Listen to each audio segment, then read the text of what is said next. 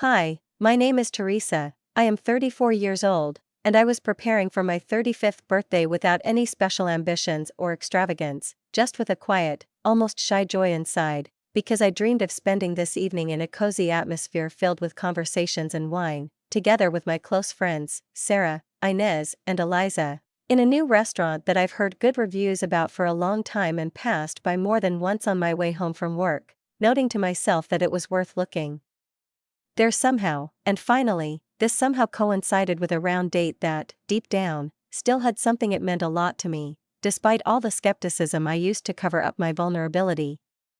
I booked a table a week in advance, chose a dress in advance, blue, with thin straps, made of soft flowing fabric, which always reminded me of summer in Provence, although I had never been there, and even mentally figured out what snacks we would take to the common table, because with the girls we had a tradition of trying everything together and share tastes, jokes and gossip, just like in the old student days, when we still lived in the same neighborhood and met more often, without getting tired of each other. Now everything was different: work, children with someone, moving, rare evenings when everyone manages to get out, and therefore this day should have been special, light, festive, moderately noisy, and certainly just for us. And before we continue, write in the comments from which city you are watching this video. Enjoy watching.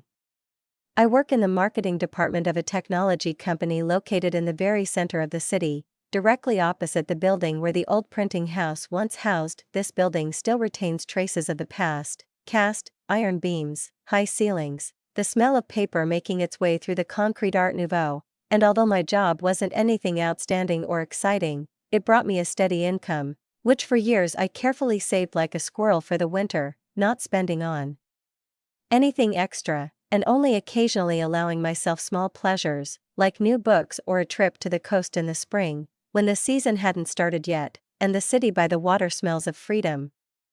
I lived in a tiny rented apartment on the third floor of a building without an elevator, and this apartment really resembled a shoebox, cramped, narrow, with windows to the courtyard well, but I loved it because it was only mine, and it had a soft blue sofa that I bought from the first. Of course, the kitchen was always cozy from the light of the old lamp above the table, and I nailed the shelves in the bathroom myself, and lavender grew on the balcony, and all this seemed to me not just a temporary home, but the first step towards something more, to my real home. By that time, almost $200,000 had accumulated in my savings account, and it was my personal triumph, not loud, not visible to others, but deeply internal and significant, because this money was not just numbers, but a symbol of my independence, my stability, my right to choose where and how I want to live, and maybe even with whom. I was obsessed with the real estate market, spent hours looking through offers, making tables, analyzing neighborhoods, noise levels, soil quality, checking reports on utility networks, going to open days, discussing options with agents with the air of a skeptical expert, even if I realized that I was not ready to take the decisive step yet, because it was important to me to feel like I'm in control of my life, at least in this. My family is quite a story, let's just say, without too many details. Parents are old, school people, strict, consistent, a little prim, loving order and demonstrative normality, and my older brother David was always their pride, the light of their eyes, a miracle child who succeeded, everything was forgiven, and who seemed to exist as a project called Successful Life, while I stayed somewhere to the side, did not interfere, but also did not shine. Did not I worried about their attention? Unless I was sick or receiving a scholarship. David is married to a woman named Clara, an exemplary wife. The kind who posts gluten-free but loving breakfasts on Instagram, and they have 2 children, Emma, 8, sensible and suspiciously quiet, and Ricardo, who is 6, but who already knows how to wink with such confidence, as if he knows how this world works. David started his own business, something with consulting, but I never understood what exactly the point was, because each of his explanations boiled down to a fog of terms that didn't explain anything, and, frankly, didn't interest me much, because in our conversations he was always preoccupied with himself, his prospects, deals, clients, and parents, of course, only agreed, inflating his importance like a balloon that should not burst.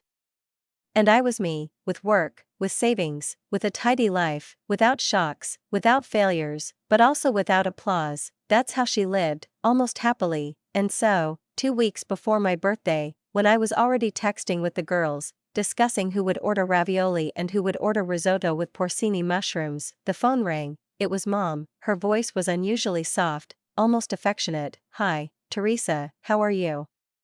"What is it?" she asked, and it was already alarming, because my mom didn't just call to ask about my mood. "I'm fine, Mom, and you?" I replied, already feeling that the conversation was going in a direction I wasn't ready for.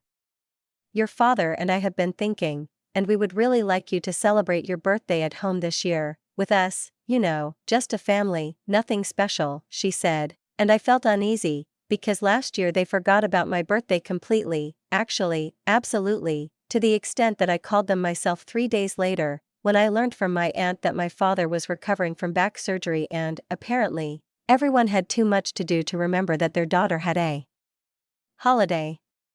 I tried to gently remind her that I had already planned an evening with my friends, that it was important to me, that I had already organized everything. "We're going to that new Italian restaurant in the center, you know, I've wanted to go there for a long time," I said, but all I heard in response was, "Oh, Teresa, it would mean so much to us. David and Clara will come with the children. For once, we could all be together." There was something new in her voice, a kind of warm urgency, as if she really wanted it, and it unsettled me, because I wasn't used to being wanted around just like that, not out of obligation.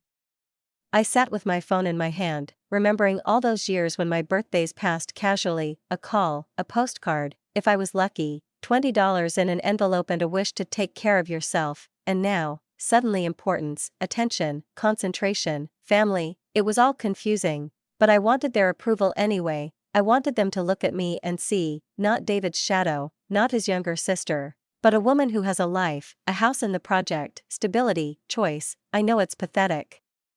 34 years old, and I'm still trying to earn the attention of my parents, but it's true. I said, "I do not know, Mom, I have already planned everything," and I heard in response, "Please, darling, it would really mean a lot to us. We want to do something special for you." After hanging up, I immediately called Sarah to explain the situation. She wasn't thrilled, and her voice sounded dry. "Teresa, girl, you know how they are. When did they put you first?" And she was right, as always. For as long as I can remember, every Christmas was about David, how he opened the gift, how he passed the exams, how he met this or that girl, how he got a new position. I learned early on to just keep quiet, smile and not expect much. But still, maybe they were changing, maybe, over time, they began to realize something that had previously eluded them, as if it were unimportant, that I exist not as an addition to David, not as a muted version of his victories, but as a separate person with his own life, his resilience, his dreams, albeit dim, but real. Maybe they finally realized that they hadn't been paying attention to me all these years. "It's just one birthday," I told Sarah when I told her about the invitation from my parents and the strange, almost disturbing feeling it caused. "Maybe this time it will be different, if you say so," she replied, and there was careful concern in her voice, but also distrust, imbued with decades of my invisible position in the family. "But I'll still leave my Saturday night free, in case an emergency evacuation is needed," she added with that biting irony that always reminded me why we were friends. She said things I was afraid to say myself. The next 2 weeks flew by unnoticed. The days merged into the hustle and bustle of work, into the usual routes and evenings, when I replayed in my head how all this could go. And then Saturday came, a day that in another reality would have been an evening at a restaurant with the girls, but now it became something indefinite, then something that could have been a turning point or another scene of an old play. I spent too much time preparing. I was choosing earrings, reviewing makeup, ironing a dress, the blue one that Clara had once complimented. And although it was just a phrase dropped casually in one of the rare moments when we were alone, she remembered, as if I wanted to believe that in there was something real about her. I took a chocolate cake with raspberry filling, decorated with swirls of ganache and a fine dusting of powdered sugar, ordered from that small pastry shop near the park where two sisters work. Each pastry looks like a miniature work of art. It cost me $80, but I didn't mind. I wanted it to look beautiful, as if the outer shine could support the inner fragility. On the way to my parents' house, In this very suburban area with the same facades and the same flower beds, I felt a strange mixture of excitement and fear, anticipation and quiet betrayal of myself. What if this really is the day when they make me feel important, needed, special? But, of course, there was another voice nearby, cautious, cynical, trained by years of disappointment, and he whispered, "What if everything repeats as always?" The house where I grew up seemed unchanged, with a white door, peeling paint on the railing, the same creaking on the third step, and the smell of washed curtains that hadn't changed since childhood. I drove up to the house and immediately saw Clara's minivan and David's car. "The whole gang is here," as I thought with a grin, holding onto the cake box with both hands. I climbed the steps, took another deep breath, and was just about to knock when the door opened by itself. Mom stood in the doorway with a wide, almost embarrassed smile. "Teresa, happy birthday, dear," she said, and there was no usual formality in her voice, as if she was really glad to see me. I walked in, and I swear to God, I almost dropped the cake. The living room was decorated, real balloons, not plastic ones like at children's parties, but stylish, matte, pastel colors. There were garlands, paper lanterns, and even a large banner above the fireplace, where it was written in shiny silver letters, "Happy 35th birthday, Teresa." I stood there, not moving, and watched as if it were a scene from someone else's life. In all 34 years, my name has never been on a congratulatory banner. In this house, not once. "Do you like it?" Mom asked, and I saw real excitement in her eyes, as if my opinion mattered. "Nice to meet you, Mom." "Thank you," I replied, trying to keep my voice steady. David came over and hugged her tightly. "Happy birthday, little sister, you look good," he said, and for a moment I almost believed he was being sincere. Clara came out of the kitchen with an apron around her waist, followed by Emma and Ricardo, who were already beginning to show David's recognizable audacity. "Happy birthday, Aunt Teresa," they said in unison, running up to me. We helped hang the decorations. I felt something constrict in my throat, as if the air had become denser. When was the last time someone in this family was happy to see me? "I brought the cake," I said, picking up the box. "Oh, how thoughtful," Mom said, and gently took it from me. "I'll put it in the kitchen. In the meantime, come on in, sit down. Dinner is almost ready." And then I felt the smell, not just appetizing, but almost sacred in its homeliness. Stewed meat, the same that my mother cooked in childhood when I was sick or just sad. Garlic mashed potatoes, soft and rich. Casserole of green beans, a dish that she had not cooked for years, but which I've always associated it with winter and safety. We all sat down at the dining table, which was covered with the same china that appeared only on Thanksgiving and Christmas, and that was perhaps the most amazing thing, not the formality, but the effort, a real effort. Dad raised his glass. "For Teresa, happy 35th birthday," he said, and we clinked glasses, and I felt warmth spreading through my chest, slowly and thickly, like honey. Maybe I was wrong about them, maybe it was really important to them. Dad asked me about my work, and not for form's sake. He asked questions, listened, clarified, nodded with interest. David was joking, not interrupting. Even Clara looked more relaxed than usual. The children talked about school, about their football matches. And in these stories I was finally not just an aunt in the background, but a listener, a witness to their lives. And then Mom started telling stories. "Oh, do you remember when Teresa was 7, she tried to bake a cake for Mother's Day?" she said, laughing. "She had flour in her hair, on her nose, on the curtains."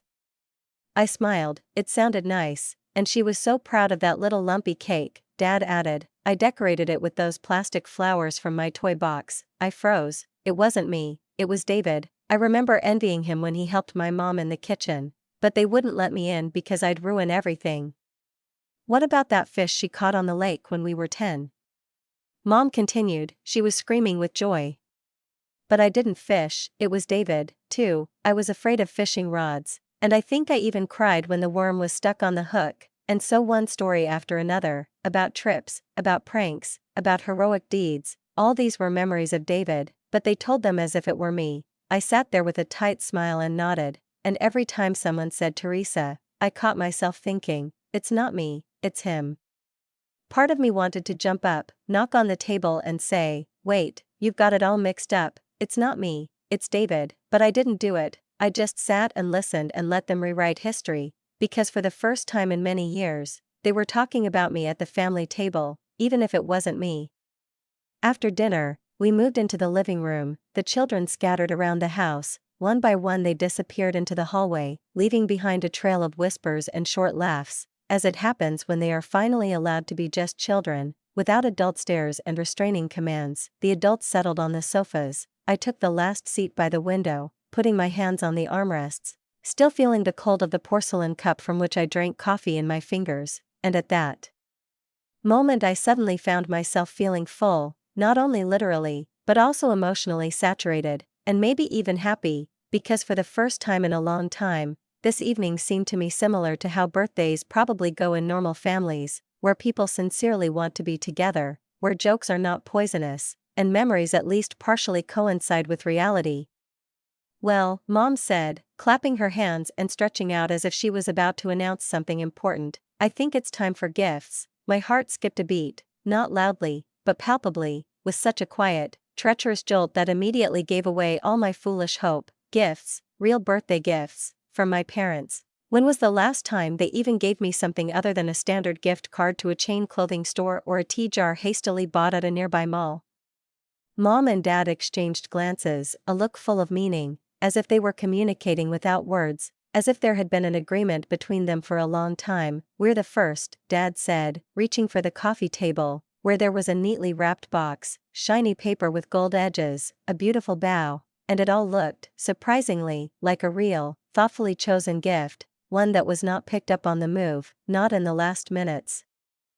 The box was medium-sized, but it weighed enough to arouse interest. It wasn't light, like packing socks, and it didn't sound empty, like a box of jewelry. I carefully unwrapped the package, trying not to tear the paper, a habit that I had since childhood, when it seemed to me that a neat wrapper could be proof of my politeness, and therefore of the love I was desperately trying to earn. There was another box under the packaging, white, matte, and unmarked. I opened it, and inside, at the very bottom, there was a single piece of paper. I pulled it out and stared, blinking. It was a bank statement of some kind, and the amount on it was written in large numbers, $120,000. The name below was David, in red numbers, like a verdict. I stared at the paper for a long time, trying to figure out what exactly I was holding in my hands, because for the first few seconds my brain refused to accept that this was a gift. I finally said, looking up, "What is it?"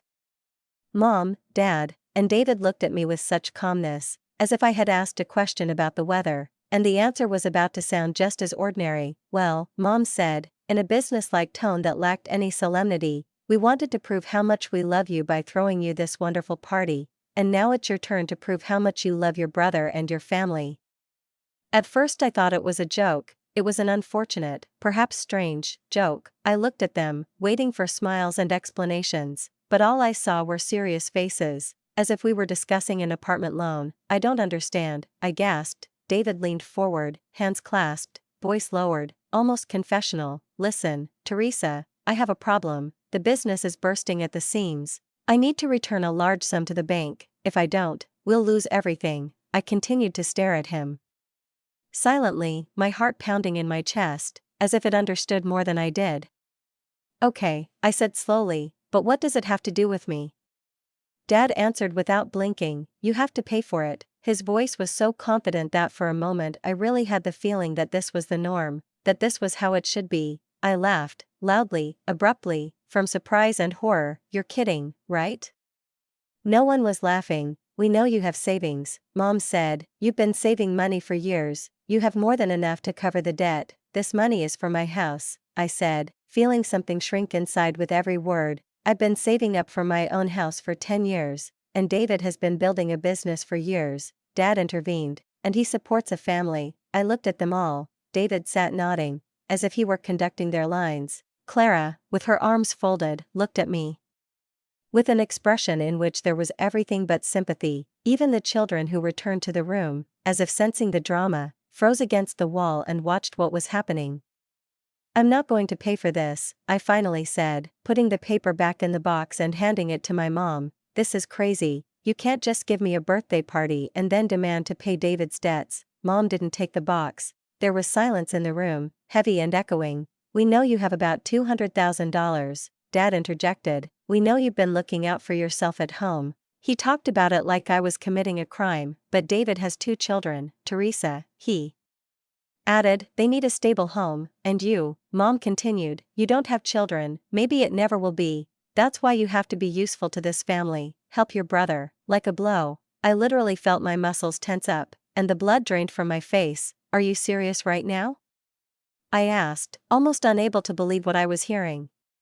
Absolutely serious, David said. I'm about to lose everything, and you're sitting on this money for some dream house that you might not even need. This is not a dream house, I said, my voice trembling, but I raised it. This is my future. That's what I was going for years, and your brother's future is more important now, Mom said, and her voice was so cold, as if she had long ago determined who was worthy and who was not.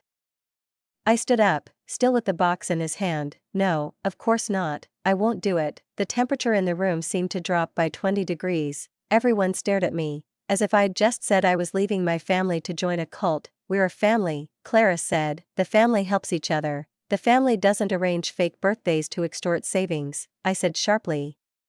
Mom got up too, her face flushed, turning purple with tension and anger, as if the very idea that I, their adult daughter, could disobey seemed so outrageous to her that it disrupted the usual order of things. If you don't help your brother, then you're not part of this family, she said, enunciating each word as if condemning me to exile. Okay, I replied, feeling something snap sharply inside, as if the lock that I had kept locked for years had suddenly given way under pressure. Then I guess I'm not part of this family. I carefully placed the box with the paper gift torture on the coffee table, feeling my palms burn with humiliation, and went to the door. Behind me, from the back of the room, I heard my father's voice, muffled and tense. He was shouting something about a will, that I needed to be deleted from all the papers, as if it were not about a daughter, but about a debtor. But I didn't turn around. I just picked up my purse, casually threw on my coat, and walked on through the hallway, which still smelled of fried onions and understatement.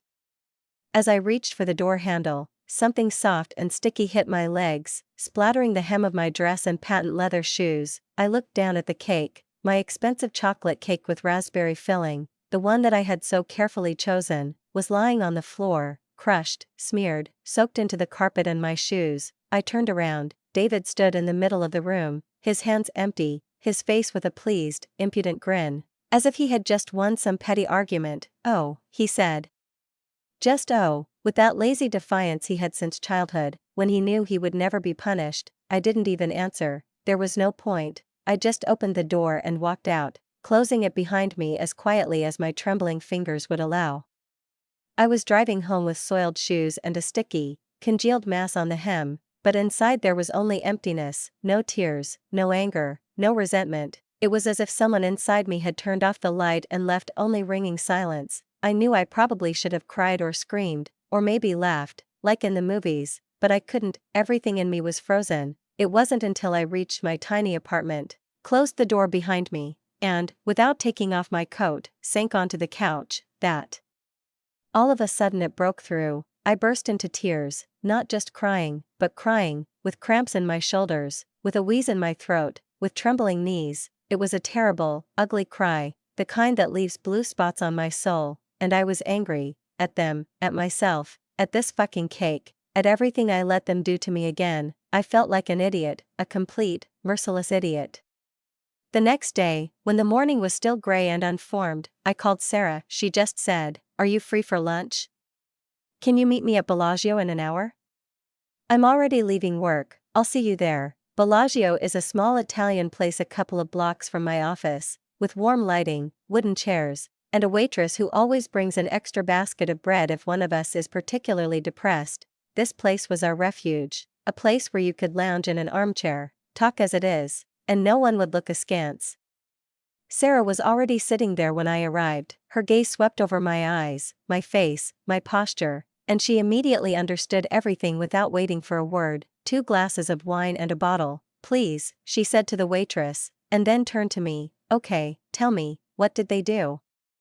I told her everything, from beginning to end, how beautiful everything was, almost fabulous, how I believed it, how they rewrote memories, attributing to me moments from David's life, as if my childhood could be replaced by his template, how they handed me a bill for $120,000, as if it were a toaster or a table lamp. And how, in the finale, he threw the cake that I bought because I wanted it to be beautiful and decent.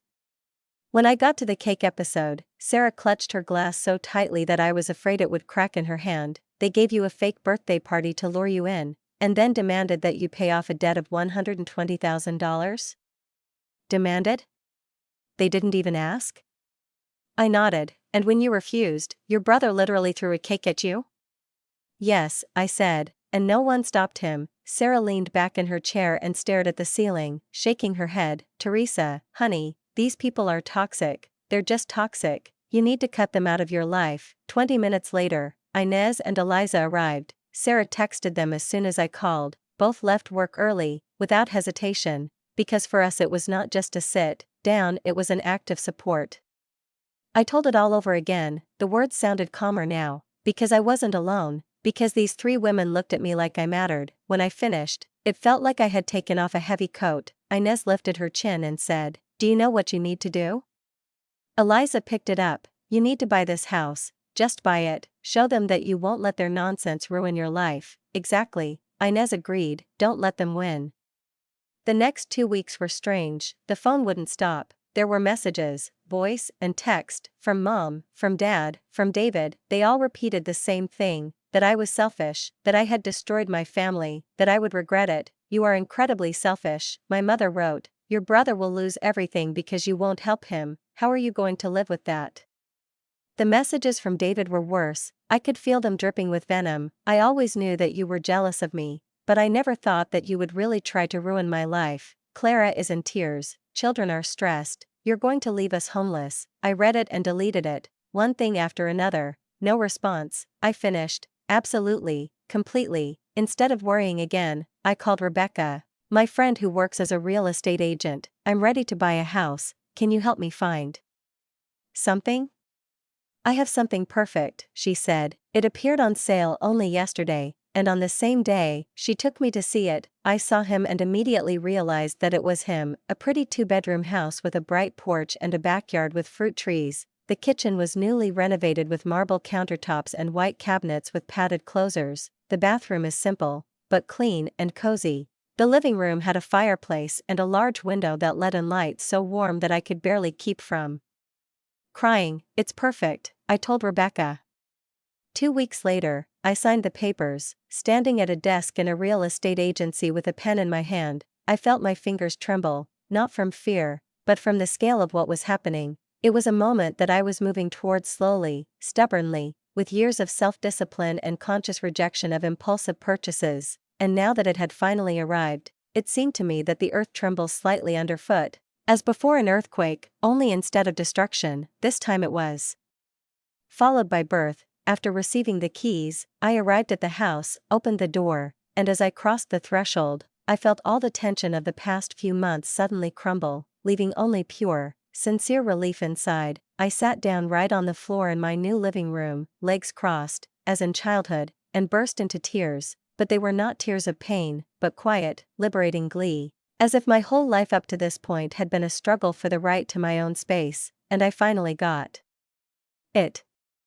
I was so excited that I couldn't resist taking a couple of photos. Soft sunlight falling on the floor from the living room windows, a neat kitchen with a new stove, a small but well-maintained backyard with fruit trees promising summer breakfasts in the open air, Facebook, Instagram and Facebook post, a new home, a new chapter. I wrote in the caption, adding the hashtag #homeowner, and posted it on Instagram and Facebook, without thinking, without calculating, just sharing the joy of sharing the first strawberries of the season. My friends reacted instantly, with hearts, comments, and voice messages. I'm so proud of you, he looks incredibly cozy, I can't wait to come to the housewarming party. And with each message it got warmer and warmer inside, because that's how it should be. People are happy for you when you've achieved something, and not demanding to give everything what you have.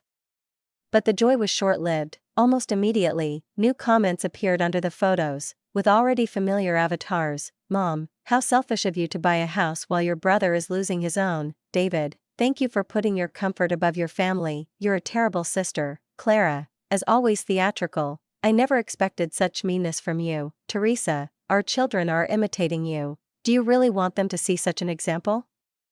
And then the comments from distant relatives started, questions, what's going on? Why are you fighting? And, of course, instead of leaving everything private, Mom and David began to spread their version of events, the one in which I looked like a heartless, selfish woman who turned away from her needy family for a beautiful home. Teresa decided to buy a house for herself instead of helping her family in a difficult moment, the mother wrote. David added, some people only care about themselves. I am very disappointed with her behavior. They made me look like a monster, without context. None of them mentioned the fake birthday, the banners with my name, which hid blackmail, about how I was given an invoice, not a gift, about how a cake bought with my money was thrown at my feet, as if I were trash and not a person. I was angry to the point of trembling in my hands, to the point where the words don't come out, they come out. That's why I wrote another post. Simple and honest, since people are asking what's going on. Here's the truth, I began, and then I explained everything as it was. About the unexpected birthday invitation, about dinner, decorations, stories that for some reason were not about me, but about David, about how they handed me a paper for $120,000 and demanded that I give all my savings to my brother's business, how, when I refused, I was kicked out of the family, and finally a cake was thrown at me. That's what happened. It's not gossip, it's my experience, I finished. The reaction was instant and devastating. Comments, reposts, private messages. My relatives were shocked, my friends were outraged, even those I hadn't talked to for a long time, classmates, former colleagues, and roommates, wrote about how crazy this story seemed. Some explicitly stated, you don't have to save adults from the consequences of their decisions. Someone else added, this is not help, this is manipulation. Mom, of course, couldn't stand it. You're lying, she wrote, you're making us look bad, but I knew I wasn't lying, and I proved it. I posted screenshots of all the messages I've received over the past 2 weeks, angry texts, accusations of selfishness, threats to expel me from the family, manipulation of David's children, and accusations of family destruction. After that, as if on a click, the whole family structure turned upside down.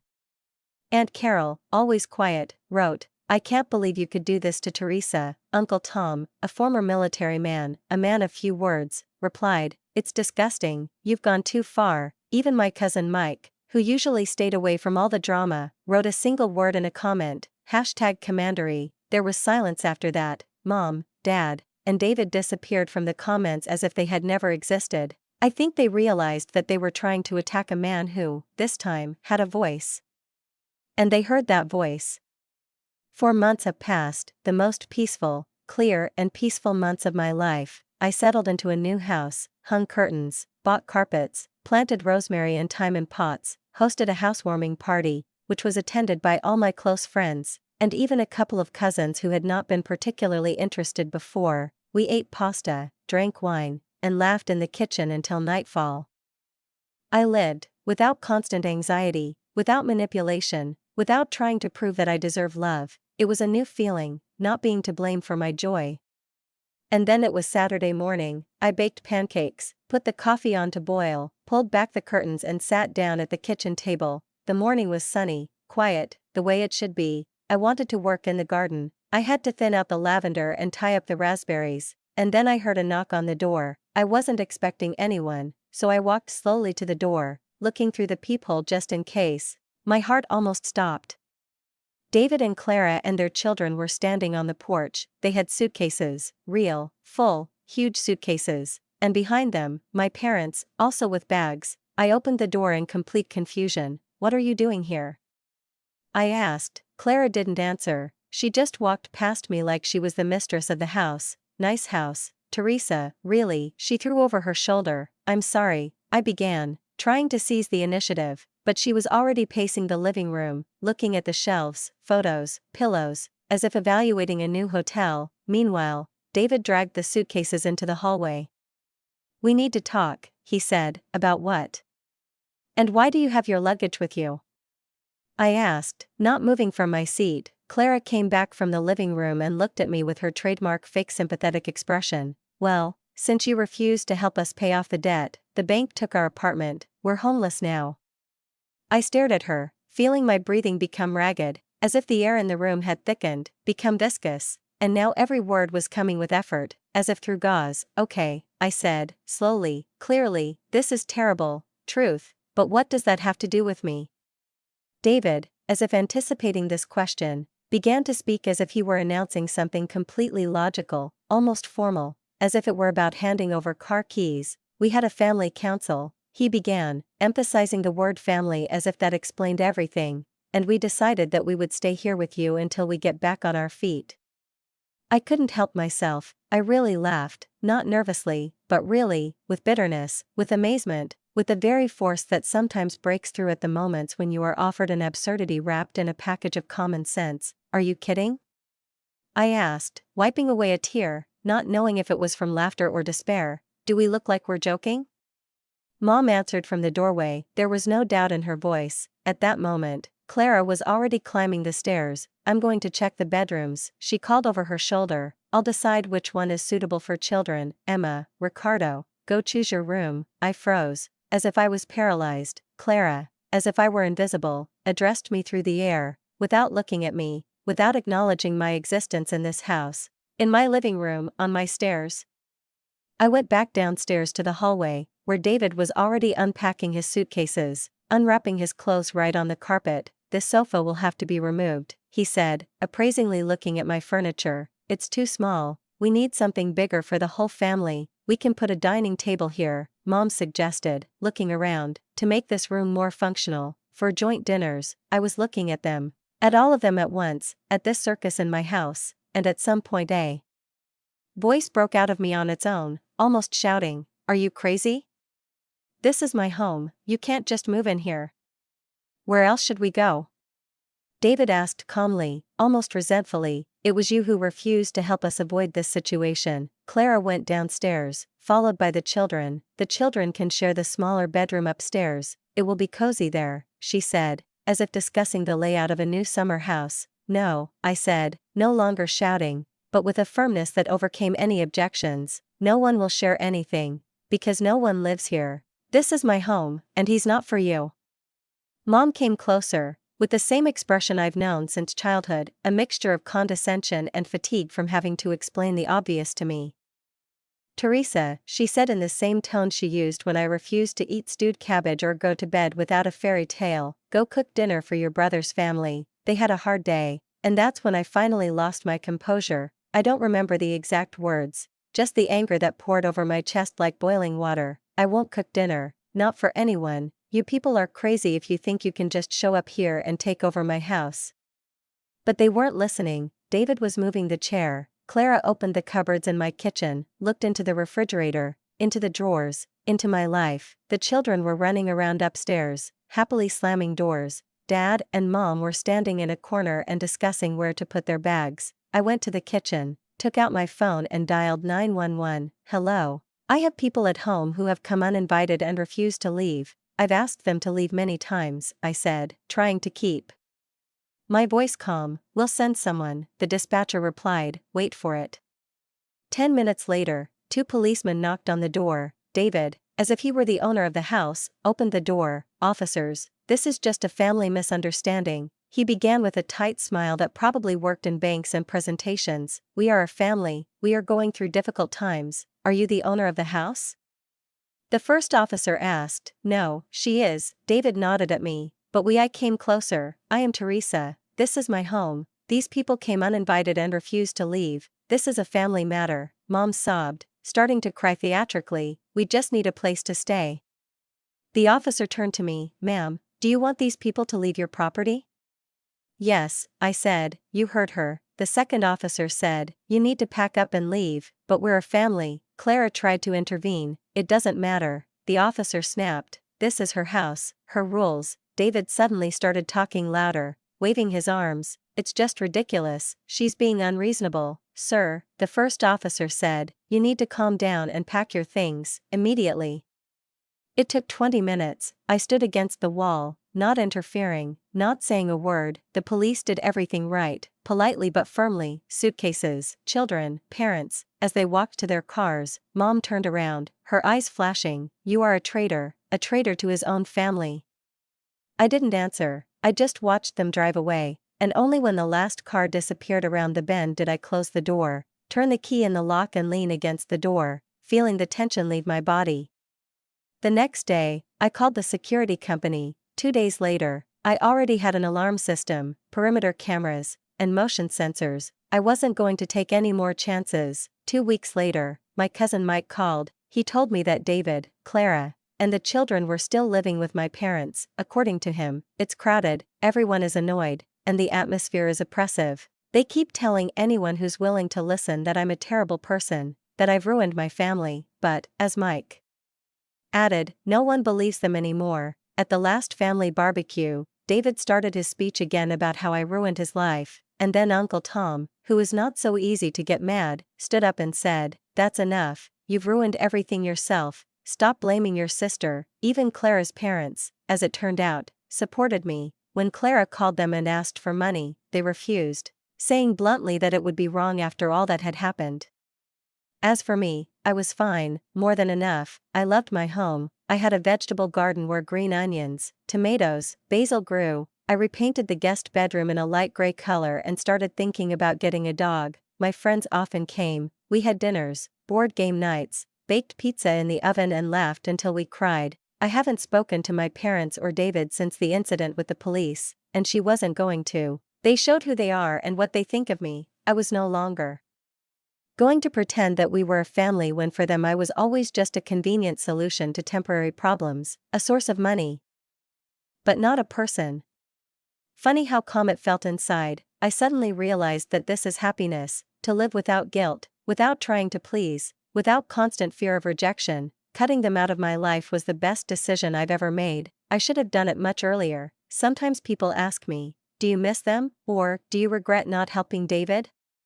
My answer is no, not the slightest regret. People who claim to love you don't throw a fake birthday party to manipulate you and then throw a cake at you when you refuse to give them all your savings. This is not love. This is not a family. A real family doesn't treat you like an ATM and then accuses you of being selfish when you don't pay.